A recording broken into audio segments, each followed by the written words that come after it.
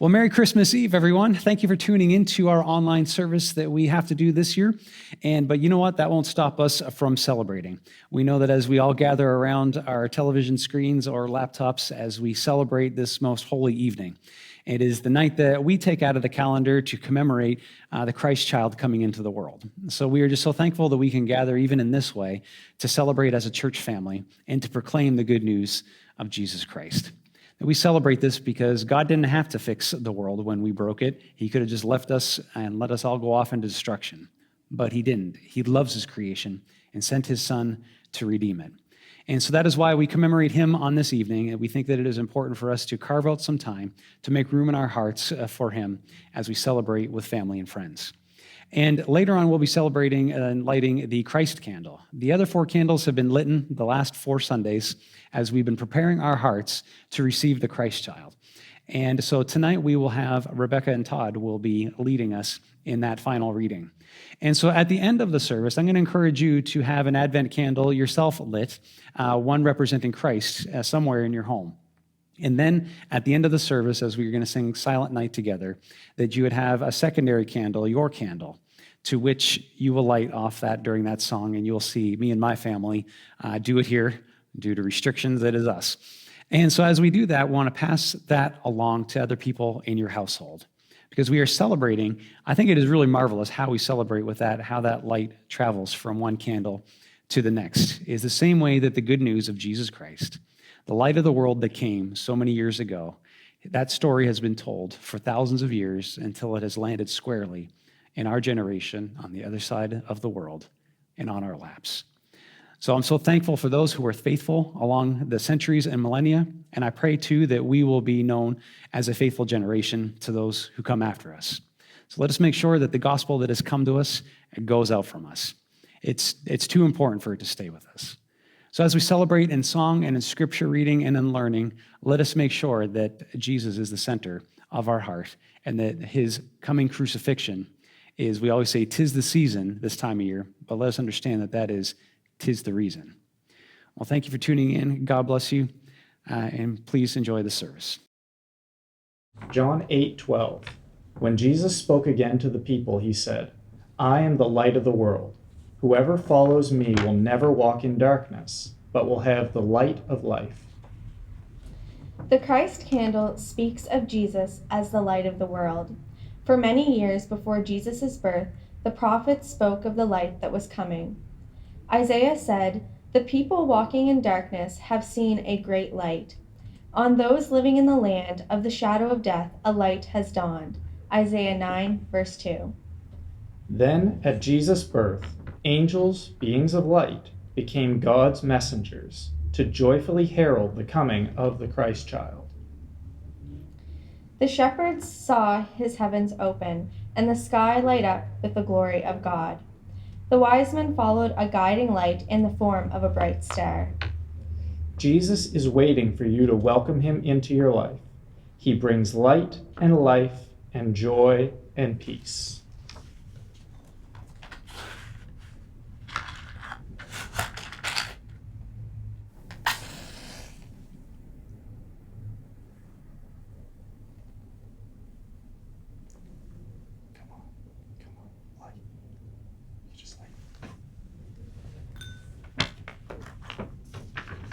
Lord, I want to walk into the new year in your light, to know evermore the fullness of life that you can bring.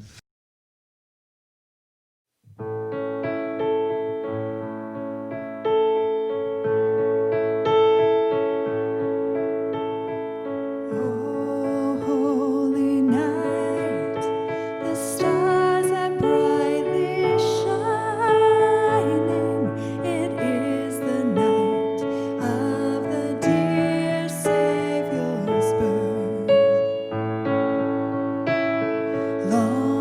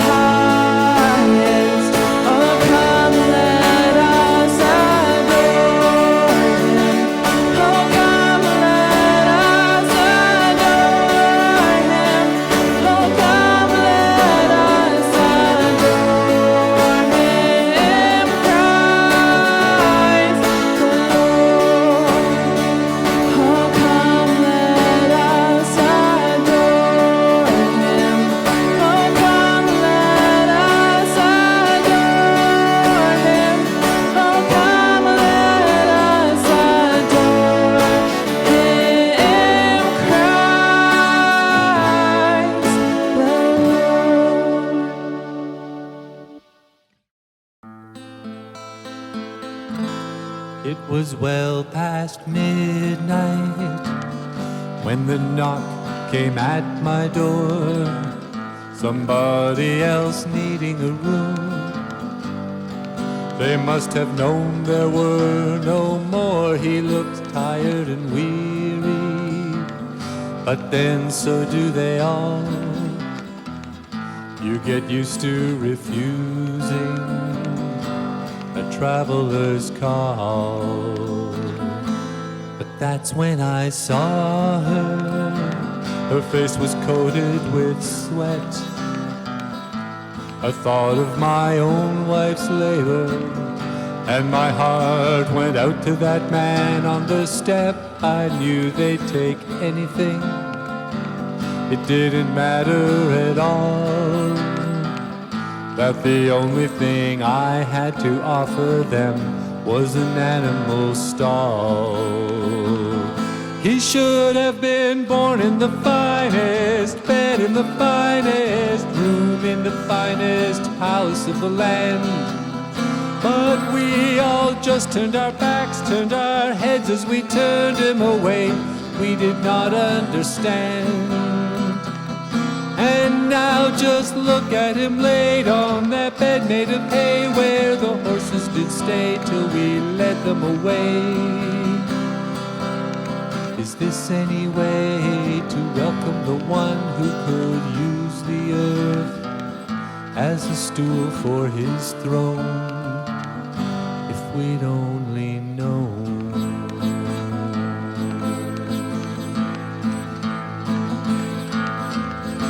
I couldn't sleep, I was thinking about them alone in the barn and what they were going through. So I slipped on some clothes and I went outside to see if there was something I could do. What's that star? I don't know it. What are those shepherds doing here? Why are they kneeling before that child? What is that singing I hear? Could it be this is a child of God? Could it be this is a holy day? To think I'm here, to see it now, to think I almost sent them away. He should have been born in the finest bed, in the finest room, in the finest house of the land. But we all just turned our backs, turned our heads as we turned him away. We did not understand. And now just look at him laid on that bed made of hay, where the horses did stay till we led them away. Is this any way to welcome the one who could use the earth as a stool for his throne? If we'd only known, if we'd only known, if we'd only known.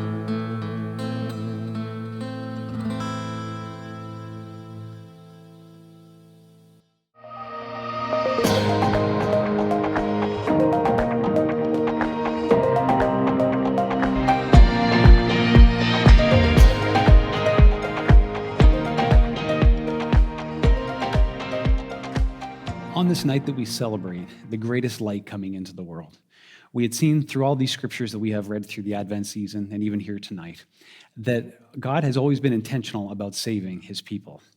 It is always worth noting that as we worship God on this most solemn night, where he came in so tender, so mild, so vulnerable as a child, that God Almighty would have clothed himself with humanity to come and to be thus vulnerable, but to bring salvation to the world. It is an amazing conundrum, or a paradox even, to think that Almighty God could ever be housed in such a small little helpless babe. But our God is strong, and he is mighty to save, and he does not mind becoming vulnerable for our sake. He is the God who created us, he is the God that loves us, and he is the God who promises to save us through Jesus Christ, his Son that he sent so many years ago. This backstory goes a lot further than that. It starts right at the beginning when God made a perfect world, that humanity was the chief of his creation and that he delighted in it. It said that he saw everything and saw that it was really good. And then not long after that, spurning God, our Father, our foreparents, Adam and Eve, sinned against God. They discounted his ways and took up their own. And so with that entered a separation between God and man. And it lasted until the time of Christ. There was prophecies that God brought into place and different men of God and forefathers and many different laws that he had brought in to help us to recognize the state that we are in, that we had run away from him and that he was offering a way that we could come back. God is holy. He is perfect. That means he is always right. And so if there's going to be reconciliation, it needs to be us that needs to change our ways to be with his. But he loves us so much that even though all the other ways always seem to fall short, that he came on his own to make the payment possible for that transaction. You see, even a loving God can't just make wrongdoings disappear. That's why every one of us have at one point in our life sinned against God. Even we could compare ourselves by ourselves and we think there are some humans that are better than others, but in fact we are all heaven's lawbreakers. And we need to come to justice in the terms of that if we're ever going to make peace with God. And so this story of what Jesus comes, we see of like the happiness and the brightness and the gifts and the lights, but it's much more serious than that of why he had to come as this helpless babe, is because a price had to be paid. See, a loving God can't just make a charge disappear. In the same way that we would call a judge corrupt if his own son came across in front of his bench and the judge just acquitted. The people would go wild with a disagreement. They would say, justice must be served. And so if God is going to be a God of justice, which he is, and a God of mercy, Jesus Christ really is the only way to bring about salvation. It is a question I get frequently from those in and outside of the church. Why is salvation through the cross, through Jesus? And it is simply put, somebody had to pay the price for what we did that is wrong. And that somebody needed to resemble us. God allowed substitutes, which means that if you were perfect and I was not, I could ask you to switch our records, and then I could go off into heaven with your record and you could go off to Judgment Day with mine. Not very good for you, great for me. The problem is, and this is why I think God left thousands of years on the clock before bringing Christ. We know the timing of Christ is perfect, and I think it revolves around everyone on earth was trying to find a way to get rid of this sin dilemma. Think about it. Every people group and religion on the world has a sin dilemma, and none has a way out of it. Most just look at how, in one form or another, of how on earth can we do enough good to overcome all the bad that we have done. But the fact of the matter is even though I've been a pastor for many years and even decades, that would never be enough good work to overturn a murder or a theft. I would have to pay the price. And so too, every wrongdoing that we have ever done must, if God is a just God, be punished. And so with that, this enters why God's love is displayed through his justice and through the fact that he came as our kinsman redeemer. And if Jesus was only man and lived a perfect life, he could only save one person. How fortunate for that one person, that first one. Jesus is not just 100% man, he is also 100% God, which means the perfect life that he lived can be exchanged an infinite amount of times. This is why Jesus said that whosoever will may come. And all of this was possible so that even that after taking on all the sin of the world, Jesus bore all the sin of the world on that cross, that he still came out resurrected. And he even knew where he was going because he said, even hanging on the cross, to the sinner beside him saying, hey, listen, today, not later, today, you're going to be with me in paradise. Thankful that Jesus is that strong, that he is able to conquer all the world's sin and still coming out of the grave triumphantly. How amazing is that? That is what this Christmas story is all about. We often say, 'tis the season, but here I give you that 'tis the reason. He came to save us. So as he came, he had to start somewhere, so he started with the angel telling Mary that you are going to be the one who brings God into the world. See, Jesus wasn't the Messiah because he was born of a virgin. It's because he was the Messiah that he was brought into this world through a righteous young woman. And she goes down in history as the most beloved woman who has ever existed because she was willing to give up everything to serve God and to bring him into the world. What a blessing that we still talk about to this day. What an amazing act of love that she did, not knowing that her whole world was going to be turned upside down, not knowing that if her fiancé was going to reject her, not knowing that they were then going to have to immediately go on a journey to be counted in a census. Not only did they know that they were then going to have to be on the run in a foreign country to keep from their king from killing them. It's incredible what one act of faith can do and then the after effects thereof. She is an incredible testimony for us that we can know that we can hang on. If we have the Christ, that is all that we need. And this is why we focused on the Christ candle here tonight, that Jesus came, and he is all that we need. He came to fix the dilemma of the broken relationship between God and man. That this is why we have such a merry time talking about this time of the year, because there's now no more separation between us. That God is God with us. Not only does he want to save us, he is Emmanuel, which means God with us. We should be experiencing God on a daily basis in our prayer life, in our devotional life, in our communal life. We should be experiencing the goodness of Jesus Christ because he is the one that said, I am God with you.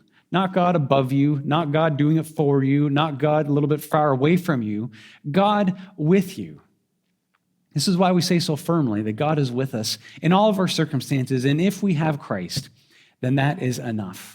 So as we have learned through all of these verses that we learned through Advent and here tonight, that God was with everybody in a very unique way, all through varying circumstances. So as we focus on the fact that God is with you, and I hope that you feel his presence in your heart here tonight, that let us go through just in this story, forget the rest of the Bible for now, of all the times that God was with in the circumstances that they were under when God was with them. God was with Zechariah when he was old. God was with his wife Elizabeth when she was barren and dishonored. God was with the shepherds in a graveyard shift, working the graveyard shift. God was with Mary and Joseph on an unexpected journey to an unexpected place. He was with them when they had their plans interrupted. He was with the poor. He was God with the rich. We know that God was with those who had nothing and those that had gold, frankincense, and myrrh. We know that God was in the circumstances from those from Persia and those newlyweds who would be on the run.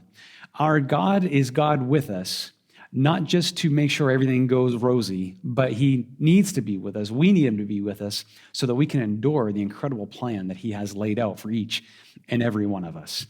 So we rejoice in the fact that the faithful that are in this story were ones who were willing to be inconvenienced so that they could be with God, because they knew that if they had Jesus, they had enough. And I pray tonight that you would know that if you have Jesus, you have enough. God will supply the rest. And because of the weight of history, of God being with all of these people and with us into our life thus far, we can trust him and know that Emmanuel, God with us in our life and in our future death, in our resurrection, and with him forever in glory. This is what this night commemorates, is that love came into the world. For God so loved the world that he gave his one and only Son, that whoever believes in him will not perish, but have eternal life. There is no way for us to fix the relationship that broke between man and God. But God sent his Son to pay the terms of the salvation that was required. He loves us so much, and he was willing to even take on flesh, come down and show us the right way to live, and then sacrifice his own life. He didn't care about anything else. The one that you love, you'll do anything to throw yourself in front of. In the book of Psalms, we learn that we are the apple of God's eye. What does that mean? That's our pupil. Think about our human anatomy and our behavior for a moment. We love our eyes so much, actually probably more than most other things about our body. In fact, we have two lids that will shut tight the second there's even a hint of danger. We have tear ducts that will wash it away so that it is always clean and ready to see. In fact, our whole head will turn at the slightest danger. In fact, our whole body will get in the way to throw ourselves away from any danger that may come to our eyes. So when God says that you are the apple of his eye, this is what he means. And he does not want to be far away. But God will only come as close to us as we are willing to come close to him. He's made the way. His hand is out. The light has come into the world. And just like all the other players in this incredible Christmas history story, we have to go to him. We have to go to him. And as we learned, because of those that made decisions on when the light is revealed, some made good decisions, some made poor decisions. But you know what? God showed up in his light to all of them. Herod chose to reject, the shepherds chose to rejoice. The Magi decided to come and worship, and Mary and Joseph decided to be obedient. Everybody saw the same light, and everybody had a either similar or different reaction. And each of us will have to make that decision in life too when we are encountered with the good news of Jesus Christ. I want to encourage you that that light is still shining. God still wants you. There's still time left on the clock if you have not yet entered into the terms of the peace treaty that is Jesus Christ. I encourage you to do so because he came. He lived and he died according to the scriptures. And also according to those scriptures and prophecies, he rose again on the third day, defeating death. And then after resurrecting, after a period of 50 days, he appeared to his disciples in the hundreds, and he rose into glory right in front of them all. And in the same way that he rose, we are told is how he will come back. He will come back on the clouds with his mighty angels. And when he does, he will come and he will take all of his own to be with him forever. And so this second coming, we are praying right now and rejoicing over his first coming, the salvation came. But it will not be fully realized until heaven. We have many promises that are going to be fulfilled now in this age, but all of them will be fulfilled in heaven. And on that day, he is coming with his angels, and he is coming with a reckless love to come and grab each and every one of us and ferociously take us to heaven with him. His love is strong, his love is secure, and we can know that if we have Jesus, that we have all that we need. And then so until that time happens, that means there is always an opportunity for us to come back to faith or to come to faith in the first place. If we think of that there was no room for him in the inn, there is an opportunity for us tonight to make sure that there is room for him in our hearts. And as we conclude our service, let us reflect on the Christ child coming into the world, what it represented, what it required of him to do, and what he asks of us in return. So as we go, let us worship, knowing that even though it may seem like a tranquil night to him and to us today, there was far more going on at that time than we will ever know or imagine. We thank him for bearing the weight of our sin. He didn't have to. He could have left us in our mess, but he loves us way too much. And he came and he paid the price. So let us rejoice this night that God did not abandon us, that he saw us and wanted us to be returned to his sheepfold. Let us take a moment and rejoice, giving thanks to the God who saves. Well, thank you for tuning in. And as we go out, let's go out together with our candles lit, just recognizing and taking this moment that the light has come into the world. God bless you.